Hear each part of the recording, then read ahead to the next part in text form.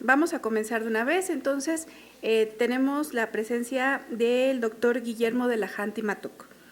Guillermo tiene la licenciatura en maestría y doctorado licenciatura en maestría y doctorado en psicología clínica de la Universidad Iberoamericana.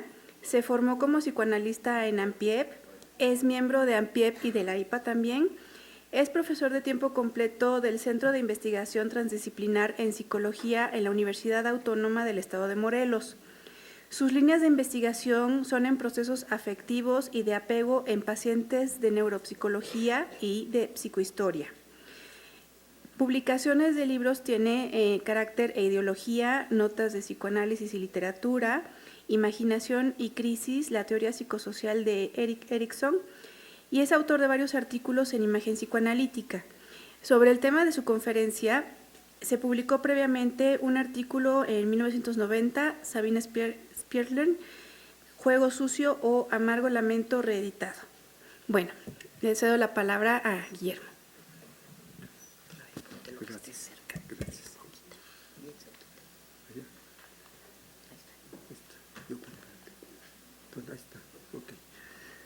Buen día.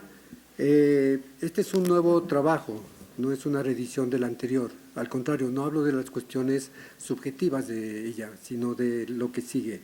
El propósito del presente ensayo es argumentativo, es mostrar la originalidad y genialidad de una mujer comprometida con la clínica y con la exploración de fenómenos psíquicos desde el cuerpo al alma.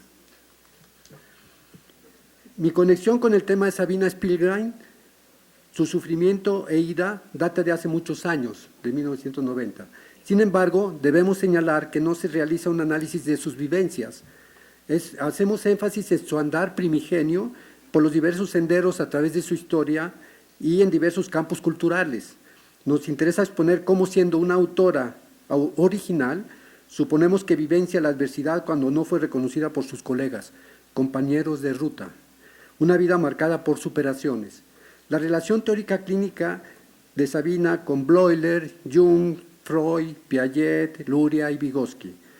Varios autores han trabajado sobre el desconocimiento en general sobre la obra de Spierlern que revisaremos en el texto. Se relatan algunos datos biográficos para situar el contexto de personas significativas en este estudio. Con todo, el propósito es mostrar cómo ella superó estas cuestiones. Esbozo biográfico de Sabina. Sabina Spierlern se crió, es la que está sentada, viendo hacia abajo de la mesa. Se crió en el seno de una familia judía en Rusia. Su experiencia infantil estuvo marcada por el maltrato sádico del padre.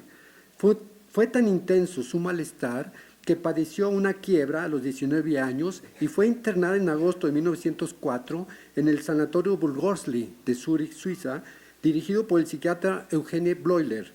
Fue diagnosticada, de acuerdo a la institución y al médico de aquellos entonces, como histeria psicótica, que no conocemos ese concepto, al cuidado del psiquiatra Jung. Termina su internamiento después de 9 meses y 14 días. A continuación se entrelazarán sus experiencias personales con las aportaciones en varios campos del saber. Bleuler y la noción de esquizofrenia. Bleuler, de la demencia precoz, acuñó la noción de esquizofrenia. Sabina ingresó a medicina y se recibe con una tesis dirigida por él. Ella menciona el devenir de complejos en el pensamiento de un caso de esquizofrenia. Descubrió en la paciente que cuando falla la conexión con la realidad no surge la sexualidad, sino que se manifiesta un mundo de fantasías arcaicas. Estas se expresan por medio del lenguaje. La paciente dice madre por tierra y por agua. Me parece, escribe ella, que el símbolo debe su origen a la tendencia del complejo a disolverse en el todo general del pensamiento. De esta suerte se elimina del complejo lo personal. Esta tendencia a la disolución, transformación de cada uno de los complejos es el resorte de la poesía, de la pintura y de toda clase de arte, citado por Jung. La crítica de Jung apunta a que no obstante que hay una fuerte tendencia de ella a subrayar la actividad simbólica como muy importante, su proceder es de modo analítico reduccionista, remontando el complicado sistema de los delirios a sus componentes más simples y más generales. ¿Qué papel jugó Sabina en el origen de la noción de esquizofrenia? Garrabé muestra que se anticipó a Bleuler sobre la génesis del concepto de esquizofrenia. También considera que Bleuler jamás citó la tesis de medicina de ella, finalizada en 1911. Jung y el ánima. Además de haber sido paciente psiquiátrica y psicoanalítica de Carl Gustav Jung, fue su ayudante en la investigación sobre el test de asociación de palabras y de repente se convierten en amantes. No obstante que se interrumpió su vínculo sexual, siguieron conectados por muchos años más. Según Caro Tenuto, ella contribuyó al descubrimiento de la noción de ánima de Jung. Cito a von Franz: el ánima es una personificación de todas las tendencias psicológicas femeninas en la psique de un hombre. Freud y la pulsión agresiva. El neurólogo Sigmund Freud construyó la teoría psicoanalítica sobre lo inconsciente y la explicación de la génesis psicosexual de las histerias que influyeron en la psiquiatría del Sanatorio Burgosli de Zúrich. Después de la ruptura de Sabina con Jung, ella participó en la Sociedad de los Miércoles en Viena desde octubre de 1911 a abril de 1912. Fue admitida, presenta sus conferencias y participa en algunos debates. Freud la acogió como una alumna predilecta. Spielrein expresa su argumento sobre el simbolismo de la destrucción, de que la agresividad está relacionada con la pulsión sexual.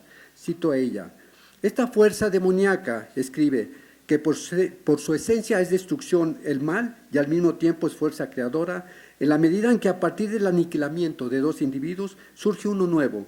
Esta es precisamente la pulsión sexual, que esencialmente es una pulsión de destrucción, de aniquilamiento para el individuo, y por eso, según creo, esta pulsión debe vencer una resistencia tan grande en todo ser humano.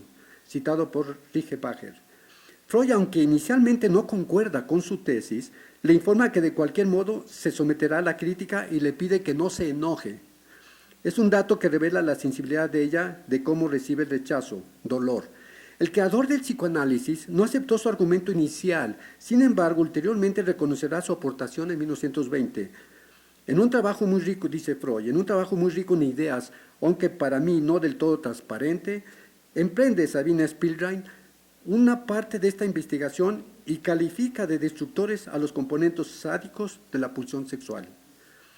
Nürnberg y Federn, el hijo de Paul Federn, publicaron las actas de las reuniones en torno a Freud. Spielrein dictó su conferencia Transformación el 29 de noviembre de 1911. Nürnberg, en una nota al pie de página, opina, en la edición del libro: la doctora Spielrein fue mi colega en medicina. Ella fue muy influenciada fuertemente por Jung. Durante sus estudios, ella sufrió un episodio psicótico, un asunto fuera de contexto, además de un error y una valoración cargada de prejuicio. Sabina Spielrein se traslada a vivir a Berlín de 1912 a 1914, un pasaje muy productivo. Sin embargo, ella no le simpatiza a Karl Abraham, porque éste la ligaba con Jung. Recordemos que también Abraham fue psiquiatra en el mismo sanatorio invitado por Bleuler y corresponde al periodo de internamiento de Sabina. De Berlín a Ginebra.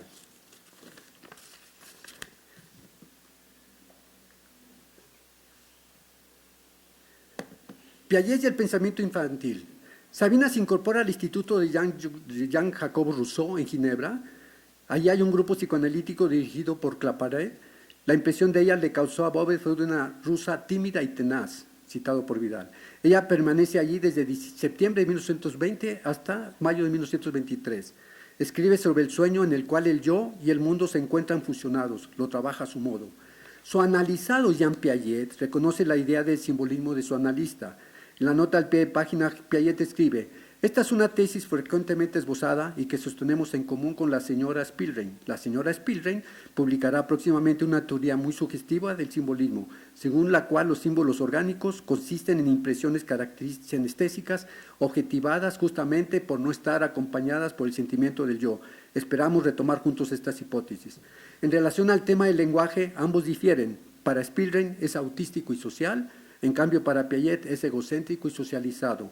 La diferencia marcada entre los dos son sus intereses tan diversos, para Piaget la epistemología y para ella lo afectivo, la subjetividad, la disponibilidad femenina y la sensibilidad poética. Sin duda, como sostiene Etkin, ella no estuvo muy contenta con sus colegas suizos. Una nota aquí. El comité secreto la menciona en las cartas del comité secreto de Freud y los demás, como Abraham, Ferenczi, etcétera, la mencionan negando que ella va como representante ante la Sociedad Psicoanalítica Internacional al grupo de Ginebra.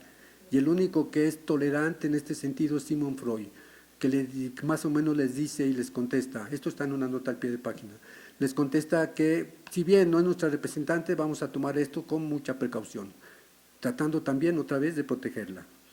Campo psicoanalítico del ruso. Ella regresa a Rusia y se incorpora a la Sociedad Psicoanalítica de Moscú.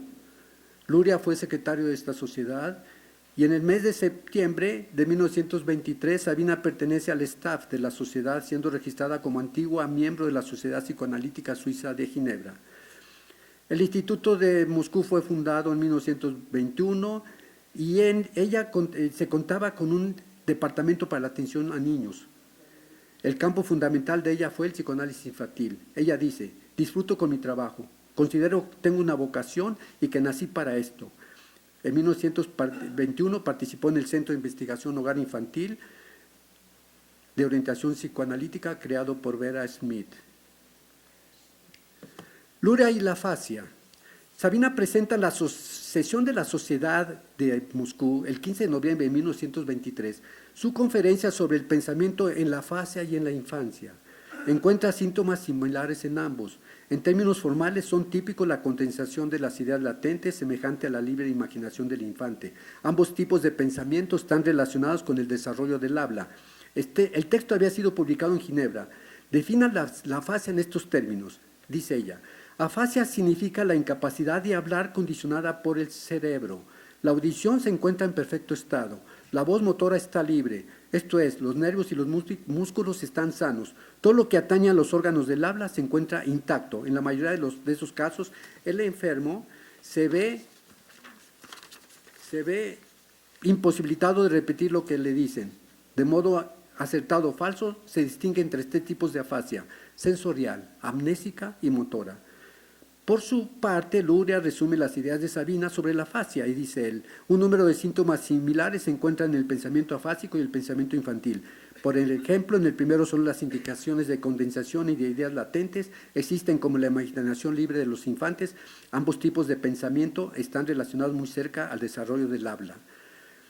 Me parece que el impacto de Spielrein sobre Luria fue en el tema de la afasia.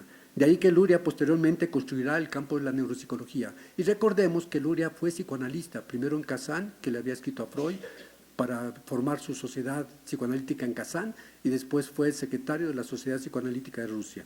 Sabemos que la sociedad fue prohibida después por el estalinismo.